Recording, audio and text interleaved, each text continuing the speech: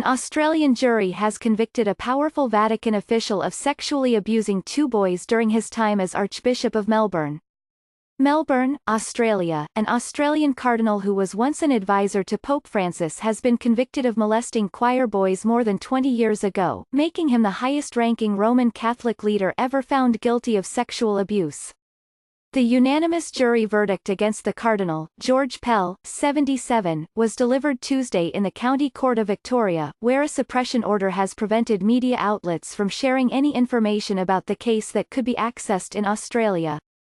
Cardinal Pell's case was especially significant because he occupied the highest levels of the church hierarchy. He had been tapped by Francis to reform the Vatican's finances after leading the Church's response to sexual abuse allegations against priests in Australia. While Catholic bishops have been convicted before in cover-ups of child sexual abuse, this is the first time that a bishop has been convicted of perpetrating such abuse, according to Anne Barrett-Doyle, co-director of bishopaccountability.org, a research and advocacy group. More than 60 bishops have been accused of sexually abusing minors, she said. Cardinal Pell, who returned voluntarily from the Vatican in July of 2017, was charged with 5 offences said to have occurred in December of 1996 during his time as the newly appointed Archbishop of Melbourne. 4 of the charges related to an incident in which Cardinal Pell was accused of sexually assaulting 2 13-year-old altar boys and forcing his penis into the mouth of one of them after Sunday Mass at St. Patrick's Cathedral, in the priest's sacristy. The 5th charge related to a separate incident in which Cardinal Pell was accused of grabbing one of the boy's genitals. Mitchell Garabedian, a lawyer in Boston who has represented hundreds of sexual abuse victims, said Cardinal Pell's case had opened the floodgates for abuse charges of other cardinals and officials at the highest levels of the Church. "There are no boundaries here," Mr. Garabedian said. "Take away the robes and the religion and they are criminals." The guilty verdict for Cardinal Pell ends a career of ascent and enormous power for a brash leader in the Church whose management skills and confidence propelled him into the Vatican elite even as accusations of molestation trailed behind him. On Wednesday, Vatican officials announced that Cardinal Pell had been expelled from a powerful council of advisors picked by Pope Francis to guide him on matters critical to the Catholic Church's future. The jury trial in Melbourne lasted just short of 5 weeks, ending with 3 days of jury deliberation. It was a retrial of the case after an earlier trial ended with a hung jury.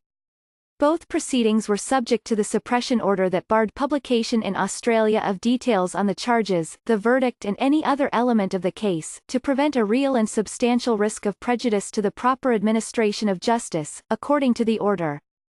The New York Times did not initially publish this article online, and it blocked delivery to Australia of any version in print or through syndication, to comply with the order. Another trial on charges involving abuse allegations against Cardinal Pell from the 1970s is expected to start in March, and the gag order is intended in part to prevent a future jury from developing biases before deliberations in that case. The order is scheduled to be lifted after a verdict in that trial. But since the verdict, the news has been published by several international news outlets.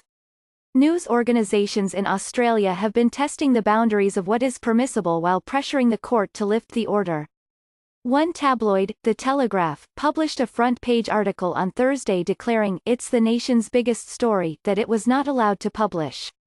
A high-profile Australian with a worldwide reputation has been convicted of an awful crime, The Telegraph wrote, adding, but the Daily Telegraph and other Australian media are prohibited from telling you about it. Several other outlets published editorials on their front pages denouncing the news blackout in cryptic language that avoided direct references to Cardinal Pell or the verdict, prompting Chief Judge Peter Kidd to hold an impromptu hearing on Thursday, in which he called for prosecutors to initiate legal proceedings against journalists for contempt of court.